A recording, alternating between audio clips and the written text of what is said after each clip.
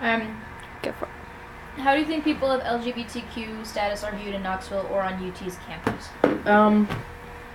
I think UT campus is a lot different from Knoxville as a whole. Because UT campus, in general, tends to be a little more liberal than Knoxville as a whole, even though Knoxville as a whole is pretty liberal for the state as a whole. Because, the mayor just got same-sex partner benefits for city employees, so that was interesting. The fact that can even happen. Because, for Knoxville as a whole, we have Stacey Campfield, our lovely representative. It's the birthplace of the Don't Say Gay bill. So it's there's a lot of homophobia and transphobia here, but there's also a lot of people that are accepting. It's just kind of finding them. On campus, when we do tabling and stuff like that, we get a lot of people that are willing to come talk to us. We get a lot of people that are, especially one day we were out there, it was, I think it was National Coming Out Day, and I was doing tabling out there. No, it's Ally Week. I was doing tabling out there, and the preacher guy that yells at people and tells them that they're sinners, not the one that just stands there and preaches, he was out there, so I sat up next to him because that was the only place that was really available, and I was like, there is no better marketing than this guy. So it was really, we had a lot more people come by and be like, people like that are terrible, and I support you guys. I may not be out and loud about it, but I do support you guys. So there's a lot of stigma associated with being an ally. So you kind of have to go out of your way to say I'm an ally to this community. I'm not part of it, because people are I don't want to be considered gay because there's such a bad stigma with that. And not to mention that you don't like people to make assumptions about your sexuality. But so it's things like that. It's important to appreciate allies for us anyway. But in Knoxville as a whole, it really just depends on the area that you're in, and how visibly queer you are. Because a lot of people, femme lesbians or masculine gay men have passing privilege because they can pass as straight pretty frequently. So they don't really get that much flack in everyday society for it. For genderqueer people, it's a little bit harder. Again, certain people have passing privilege, other people don't.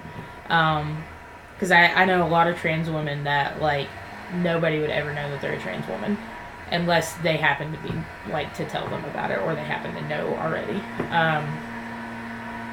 And I know a lot of trans men with the same thing, so it's but if you're in between and you're androgynous, it makes people uncomfortable, because that's naturally biologically that's the first thing that you notice about somebody. You notice their gender before you even notice their race. So it's okay, that's a male or a female. So if you look at somebody and you can't tell if they're male or female, you're and your brain's just it just gets stuck on that, and you just kind of stare at them and I don't know, I can't figure that out. So it makes people uncomfortable. It makes people nervous, because they can't figure it out. They can't put you in a box or a category right away, so it worries them.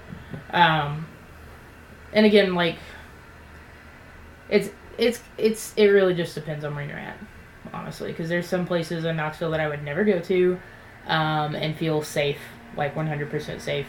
But there are a lot of places in Knoxville that I do feel safe.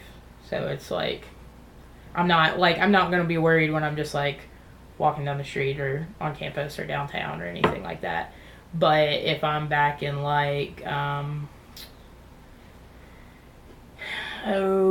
Straw Plains area, where I'm from, it's a little bit of a different story. I get a lot more stares and a lot more people that are than I do out here. But it's also, again, if they know you or not, or what your relationship is with them. I had people I worked with at Cracker Barrel out in East Knoxville, and they were the most accepting and understanding people. I only ever had one person that I worked with say anything negative to me, and those are people that most people consider to be the homophobic, backwoods people. And you're No, like actually, there's a lot of queer people working there. The ones that weren't, that are like my grandmother's age, very accepting. Like wanted to meet my girlfriend when she was there. So they're really nice. Like they didn't really understand the gender things, but they understood like gay and lesbian, bisexual, and things like that. So,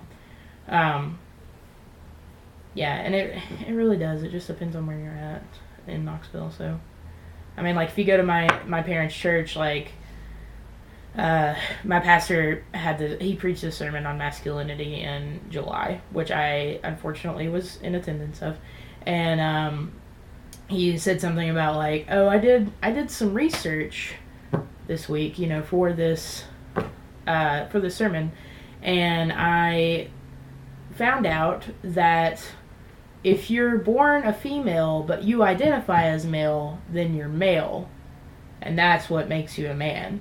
And he's like, and I'm here to tell you that's not a man, and like this is what a man is, and like we want good Christian men to fulfill the leadership roles in our church, and not and like he did, and I was like, you didn't even have to mention that, man. Like, if you want to talk about like being a man, like just say what you think a good Christian man is. Like, why did you even have to be all transphobic?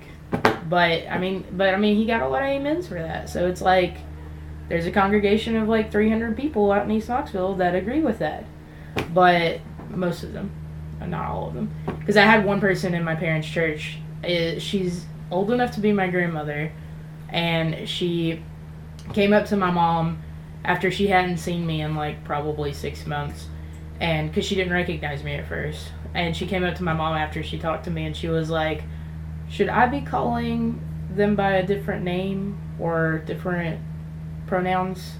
Because apparently she has somebody in her family that is trans, and she was like, I need to know how I need to treat them, and like, and she was trying to tell my mom, like, you just need to love them, like, you can't change them, and if you try to change them, you're just gonna push them away. So like, you just have to love them.